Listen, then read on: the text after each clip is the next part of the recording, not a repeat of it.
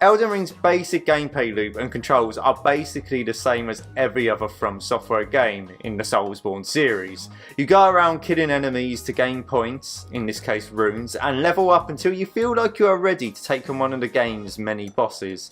Sounds simple, but as we all know, this is easier said than done. Elden Ring continues From's tradition of having a very harsh difficulty curve. Personally, I can tell you how hard it is compared to the other games, and since I've played most of From's other games, I feel like I already have a base skill set to take on these games, and I think you will find this game much harder, obviously, if this is your first time playing a FromSoftware game, as opposed to say if you're playing your 6th FromSoftware game.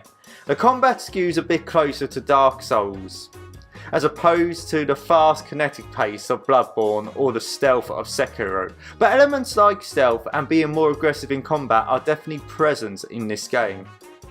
I am not a big fan of parrying in these games, so I have 2 swords and play it a bit like Bloodborne. So it caters to all styles of Souls players, magic wielders, heavy weapon experts, long range weapon users, it's all catered for. This is all a case of if it ain't broken, don't fix it on the part of FromSoftware. Why mess with the perfect formula?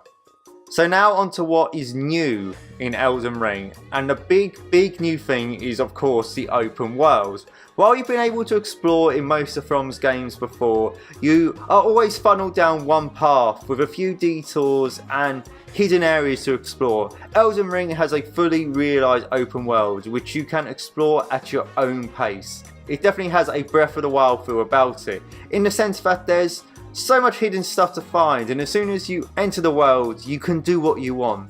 Now there are areas that obviously have higher level enemies which you should avoid at first, but you could go to these places and get destroyed if you really want to.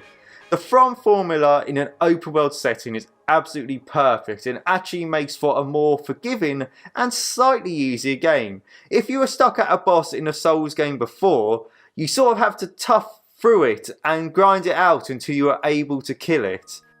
It can get tedious and maybe put people off, but in Elden Ring you can just go and explore another area if you get stuck, find some hidden caves and bosses and level up that way, so it always feels like you're moving forward and almost feels like less of a grind. I would like to add that the map is massive too, but it feels so full and the way it reveals itself is amazing. It looks small to start off with, but as you find more of the map it just grows and grows. This is even without talking about the subterranean levels. Another new feature is also your horse, which allows you to explore this open world at a greater pace than just running through it. It would take a long time to run through this world. This horse can also do a double jump, which is quite cool. The horse can also be used as a combat option. It's quite hit and miss, but fun nonetheless. Like most FromSoftware games, the story, where there is one, on the surface is basic, but if you want to delve deeper, then it is full of rich lore, characters and story. The basic outline is you are searching for the pieces of the Elden Ring, and to do so you have to beat bosses that hold each of the pieces of the Elden Ring.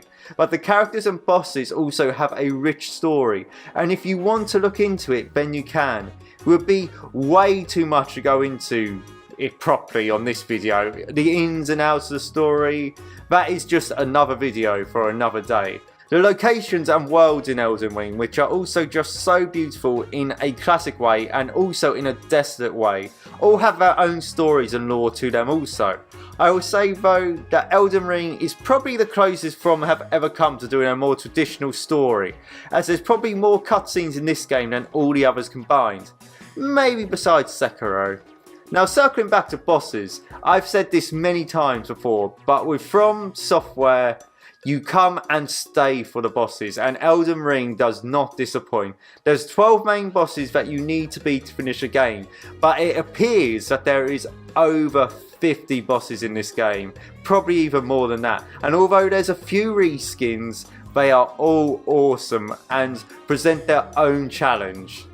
Except for the Fire Giant. The Fire Giant is not awesome. You've got big beasts that fill your entire screen. You've got sorcerers. You've got knights. Weird foul creatures and just about everything in between. And as I said, they all present their own unique challenge.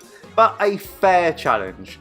except for the fire giants. Some of the bosses are definitely top tier FromSoftware bosses and would appear near the top of anyone's tier rankings for bosses. Elden Ring is probably as close as you will get to the perfect FromSoftware game. I don't envy them trying to top this masterpiece. It excels in all the areas that you would want from a FromSoftware game. Great bosses, tons and tons of lore, locations with tons of character, better customization than the previous games, and obviously that classic FromSoftware one more go style of gameplay. There's only a couple of flaws to this game, and one of them is frame rate issues. They should have definitely locked it at 30 frames per second and not tried to push for 60 frames per second, as it is really noticeable at times. And maybe a tiny flaw in this is the From formula is maybe getting a tiny bit repetitive. I just want to throw it out there. I don't necessarily think that's the case, but I know some people might feel that's the case. Before I give this game a rating, I just want to share some personal thoughts on Elden Ring. In a day and age where you have half-baked, half-finished, cash-grab games like Battlefield 2042, the GTA Trilogy Definitive Edition, and the initial release of Cyberpunk 2077, it is so refreshing to see a company and a game that feels like so much love and care has been put into it. This game's sales has proved that gamers want a challenge, single-based story games, not to be insulted by half-baked rubbish and have dumbed-down message shoved down their throats. We don't want microtransactions or anything like that. We just want some good old-fashioned games. To summarise, Elden Ring is an absolute fantastic game and reminds me of why I love video games in the first place. With all this being said, I'm going to give Elden Ring a just essential games rating.